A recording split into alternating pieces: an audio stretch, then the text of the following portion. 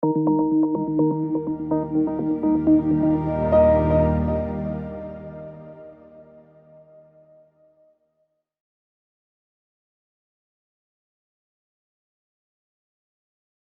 I'm Marc Bashoor, Executive Editor for FireRescue1 and FireChief.com. Did you see the headline out of California this past week?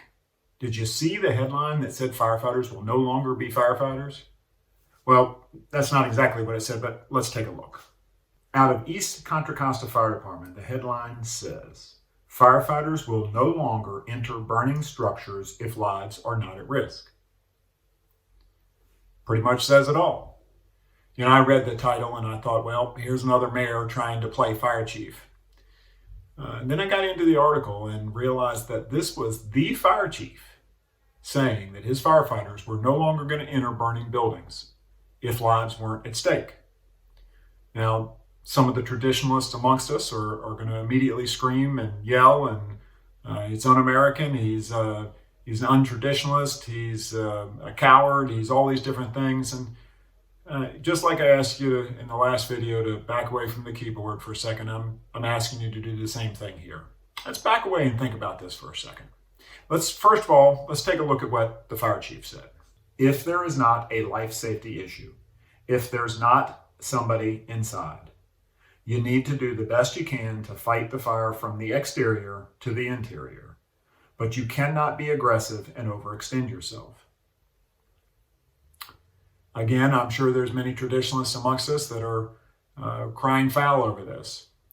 I thought a little more about it, and it made me think about some of our history, some of our traditions, and made me wonder, what's going on in the law enforcement world right now, and all of the budget issues and all of the taking them out of the things they do in schools and in the social environments, and it made me wonder about us.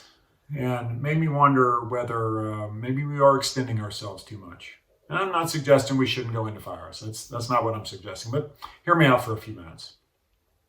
It seems in East Contra Costa's case, there was a series of budget cuts and the resulting cuts in staffing and the cutting the number of fire trucks they're sending to calls. So there's fewer people coming. There's fewer people on the fire trucks. There's less money to pay his bills.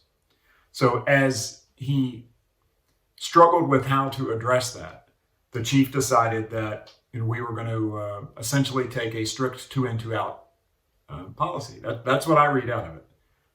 Is he wrong? No, he's not wrong. But I think that we need to really think about how this current environment, whether you think about what's going on in the law enforcement community or you think about what's going on in the budget altogether because of COVID-19, what's happening to our budgets, what's coming down the pike, and what's going to affect you here soon. Sooner or later, we're all going to be facing something in our budgets, whether you're a big department, one of the metropolitan areas, or whether you're a small department like mine here in Florida. We know the budgets are tightening up. We know that we're not going to fill staff vacancies right now. So we know that we're going to have those struggles all over the country, and we've got to decide how we're going to deal with it. Maybe you're one of those that ends up saying, you know what, fellas, maybe we're just not going to be able to go in those fires because I don't have enough people here. You need to do the best you can from the outside until enough people get here. And then you're not going to overextend yourself. How did the law enforcement community get involved in all the things they got involved in? How did they end up with police officers in school? Sure, there were some school shootings and there were different things that drove people to say, you know what, we ought to have security here. And what better way to do it than the law enforcement community? And was there unions involved? Yeah, there was unions involved. And was there private security involved? Some places there was private security involved. But at the end of the day, they needed something to deal with the situation. Community policing came about. We ended up with those resource officers in schools, and they became a resource for the kids, not just an officer carrying a gun. And in a lot of cases, they didn't allow them to carry their gun into school. But they were an officer there to help the kids, to be a mentor. Again, that got me thinking about us. How did we become an all hazards fire service? We do tech rescue, we do hazmat, we do EMS, we do fires, you name it, we do it. Cat in a tree, gotcha, we're coming. Odor of propane, got it. Carbon monoxide alarm, we'll be there. Somebody's stuck in on a roof because the jerry lift they were in stopped working, we're coming, we'll be there. A protester climbs the tower and somebody needs to go rescue them, we're on the way. That's us. Here in Florida, we even have venom teams. They'll go out and fire service teams that go out, and part of their mission when a community member finds a venomous snake is they get the snake and relocate it to an area more conducive to where it should be.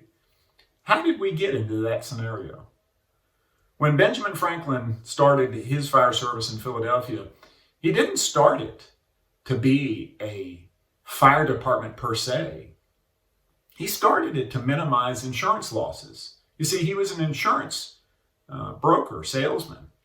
And he recognized that when people's stuff was burning down, it was burning down his stuff. And he was losing more money because there was nobody putting out the fire.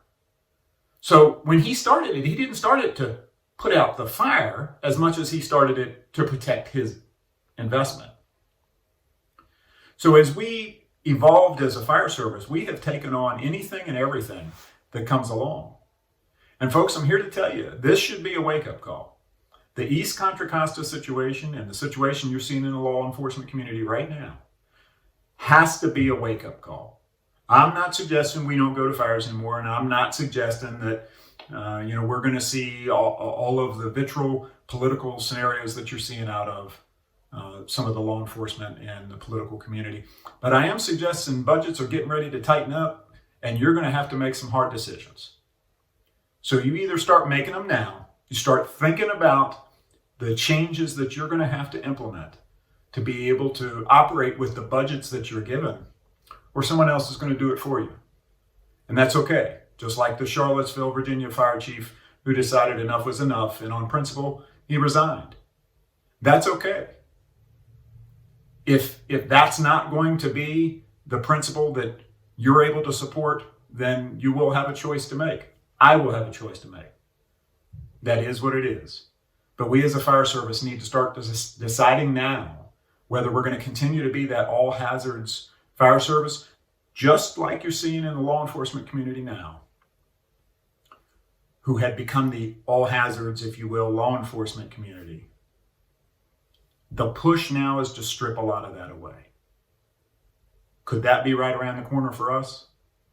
Folks, I think we need to open our eyes. We need to look at things through different lenses for everything going on right now, whether it's COVID, whether it's the civil unrest, whether it's your budgets. You need to look through a different microscope.